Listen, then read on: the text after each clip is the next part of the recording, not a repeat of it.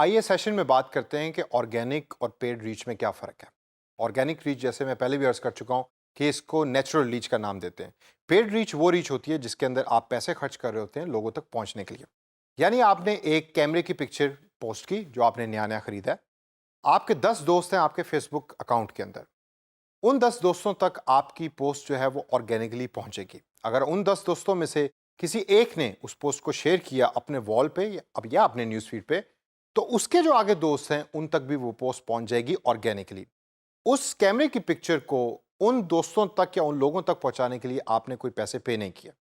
अब on the other hand अगर दूसरी हम एग्जांपल लें और उसके अंदर आप उस कैमरे की पिक्चर को बूस्ट करने के लिए या एडवर्टाइज करने के लिए $1 स्पेंड करते हैं, तो उसको हम पेड रीच का नाम देते हैं।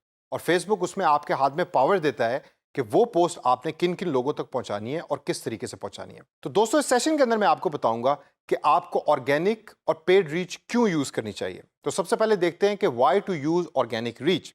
ऑर्गेनिक रीच को इस्तेमाल करने का सबसे बड़ा फायदा क्या है? जी हाँ, यू आर राइट, कॉस्ट। चूंकि आप कोई पैसे पे नहीं कर रहे होते और अगर आपका कंटेंट अच्छा है तो वो ऑटोमेटिकली लोगों के साथ शेयर हो रहा होता है। आपके पैसे भी बचते हैं और लेस कॉस्ट होने की वजह से ज्यादा लोगों तक आप पहुंच सकते हैं।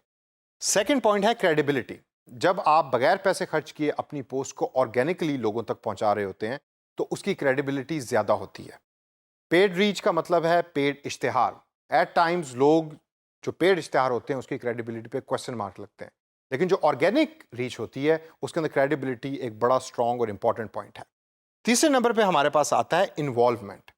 आपने जो पोस्ट अपने पेज के ऊपर की और जिन लोगों ने उसको आगे शेयर किया उसके अंदर उनकी इन्वॉल्वमेंट का बहुत बड़ा हाथ है।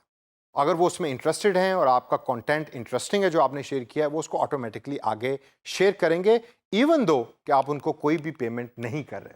अब आगे चल के देखते हैं कि पेड रीच को आपको कब और क्यों यूज करना चाहिए। सबसे बड़ी वजह पेड रीच को यूज करने की है कि इट इज फास्ट।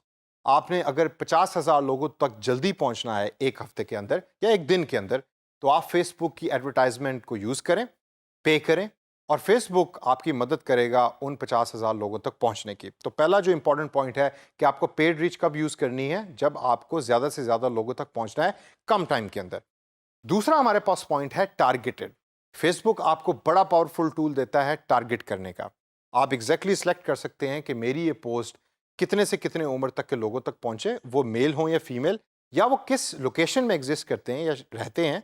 वो सारी की सारी पावर फेसबुक आपको देता है। तो जब आप पे करते हैं तो ये पावर आपके पास होती है और आप टारगेटेड तरीके से अपनी एड्स लोगों तक पहुंचा सकते हैं। और दोस्तों तीसरे नंबर पे हमारे पास है मेजरेबिलिटी या मेजरेबल।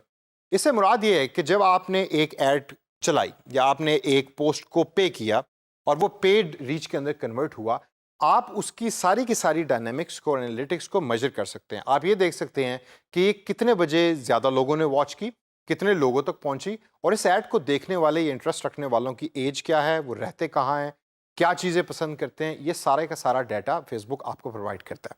तो दोस्तों इस सेशन के अंदर हमने बात की कि ऑर्गेनिक और पेड रीच क्या है और उसको कब यूज़ करना चाहिए। इस सेशन को एक एग्जाम्पल बनाकर इन द फ्यूचर जितनी भी आपके पास जॉब्स आएँ उसके अंदर यूज़ करें और इस नॉलेज को अप्लाई करें।